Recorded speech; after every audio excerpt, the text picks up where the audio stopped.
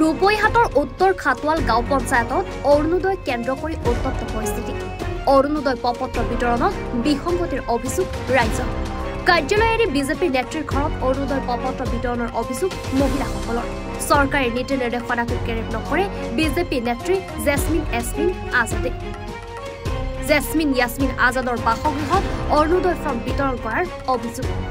Jasmine আজাদে আব্দুল কালাম আজাদ আৰু ৰফিকুল ইছলামৰ নেতৃত্বত এনে ঘটনা সংঘটিত হোৱাৰ অভিযোগ। ৰফিকুল ইছলামৰ বিৰুদ্ধে অৰুণোদয়ৰ নামত ধন লোৱাৰো গুৰুতৰ অভিযোগ উত্থাপন হৈছে। লিষ্টত থকা নামসমূহ কৰ্তন কৰাৰো অভিযোগ। এইটো উত্তৰ খাটোৱাল গাঁও পঞ্চায়ত কালি মানে এটা জিপিচি এটা মেছেজ দিছে যে 9টাৰ পৰা 3টালৈকে ইয়াত অৰুণোদয় ফৰ্মৰ যিটো ভেৰিফিকেশ্যন বা কিবা যি আছে মানে অফিচিয়েল কাম এইটো ইয়াত কৰিব পঞ্চায়তত। 9টাৰ পৰা আধা ঘণ্টা ল'লে, গোটেইখিনি মানুহ মহিলা ইয়াত আহিছে। আধা ঘণ্টাৰ পিছত এই মানুহ গোটেইখিনি মানুহ মানে এজনৰ ব্যক্তিগত ঘৰত পঠাই আছে যে পঞ্চায়তত এইবিলাক জমা নলয়। পঞ্চায়তত কামবিলাক কি ব্যক্তিগত ঘৰত দিবলৈ দিছে নেকি? সকলো মানে ৰাইজে কৈ আছে যে কাগজখিনি ইয়াত জমা দিব কাৰ্যালয়ত, সিহঁতক লৈ গৈছে ব্যক্তিগত ঘৰত। এই ৰফিকুলে গোটেইখিনি মানুহ ৰাস্তাৰ পৰা মহিলাসকলক কৈ আছে যে এই ঘৰত জমা ল'ব, ফৰ্মখিনি ঘৰত জমা ল'ব, ঘৰত জমা ল'ব। বিসংগতি হোৱাৰ সম্ভাৱনা আছে। আৰু বিডিঅ ছাৰে স্পষ্ট কৈছে পঞ্চায়তত জমা ল'বলৈ, ছেক্ৰেটাৰী কৈছে পঞ্চায়তত জমা ল'বলৈ। কিন্তু সি কাৰ মিতিৰেলিতে এইটো কৰিছে এইটো আমি মানে ধৰিব পৰা এতিয়ালৈকে। হ'ব পাৰে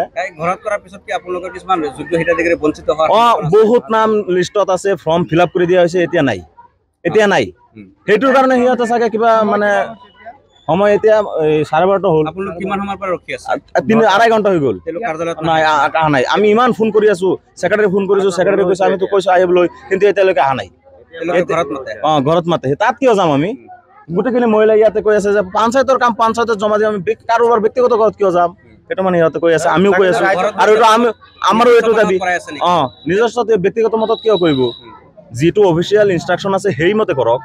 সিহঁতে ব্যক্তিগত মত ইয়াত মানে নহ'ব নহয়। কি হ'ব আকৌ পঞ্চায়তৰ কাম এইটো কৰিব নালাগে নহয়। আমিওতো বিজেপিৰ মানুহ, আমিও বিজেপিৰ ইয়াত চিলেকশ্যন কমিটিত আছিলো। আমিও ইয়াত বিজেপিৰ পৰা মেম্বাৰ প্ৰাৰ্থী জয়ী হৈছে, তেওঁ মেম্বাৰ খেলিছে 1 নম্বৰ ৱাৰ্ডৰ পৰা। ইয়াতো আমি কোৱা নাই নহয় যে আমাৰ ঘৰত বা তেখেতৰ ঘৰত বা তাৰ ঘৰত মানে লৈ যাব লাগে।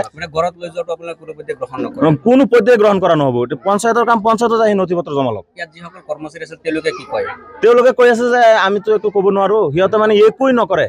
সিহঁতে যে কাৰ ইনষ্ট্ৰাকশ্যন ইয়াত চলি আছে, মানে পঞ্চায়তত আহে মানে সুধিলে কয় যে আমি একো নাজানো, এইটো সেইটো। আপোনালোকে কৰ্মচাৰী হৈ পেলাই আপোনালোকে কিয় নাজানে? আপোনালোকে যদি কৰ্মচাৰী হৈ পেলাই নাজানে, আমি সাধাৰণ জনতাই কি জানিম? সিহঁতে ঘৰতে যায়। এতিয়া পঞ্চায়ত কৰ্মচাৰীক আমি মানে বিডিঅ ছাৰক মানে কথাটো অৱগত কৰাম, যাম এতিয়া এটা লিখিত এপ্লিকেশ্যন লৈ পেলাই যে এইটো কাৰ ইনষ্ট্ৰাকশ্যনত সিহঁতে ঘৰত লৈ গ'ল। এইটো উত্তৰ খাটোৱাল গাঁও পঞ্চায়ত, এতিয়াতো গৰাজান হ'ল ৰূপহী উন্নয়ন খণ্ড। হৰমত নাম আহিছে, এইটো পঞ্চায়তৰ কাম, কিয় যাব ঘৰত? আৰু 500 টকা করে মোক রফিকুলে যে 500 টাকা করে খাইছে, এই অরুণোদয় দিব বলে কই আছে। 500 টাকা লৈছে, কোনে লৈছে তো? রফিকুল কি কৰে? এই পঞ্চায়তী কৰ্মচাৰী, হ্যাঁ, ট্যাক্স কালেক্টৰ, পঞ্চায়তৰ ট্যাক্স কালেক্টৰ। হ্যাঁ, তেখেতে এতিয়া ক'ত কাম কৰি আছে? তেওঁলোক এয়া কি কৰিছে? এতিয়া পঞ্চায়তত নাই।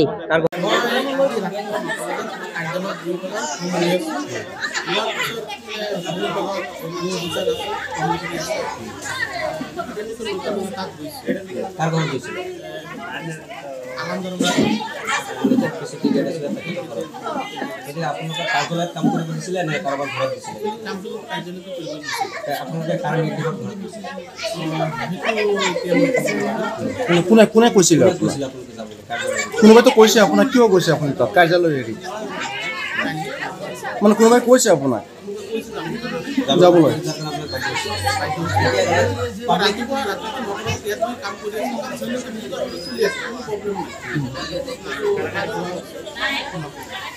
কোন হয় মানুহ?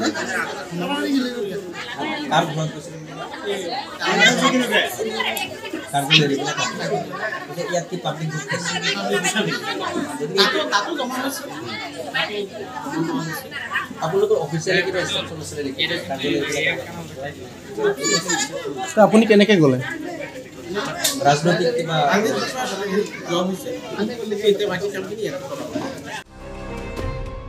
ৰূপৈহাটৰ পৰা আমানুল্লাহ খানৰ ৰিপৰ্ট, এনি ভাৰত 24।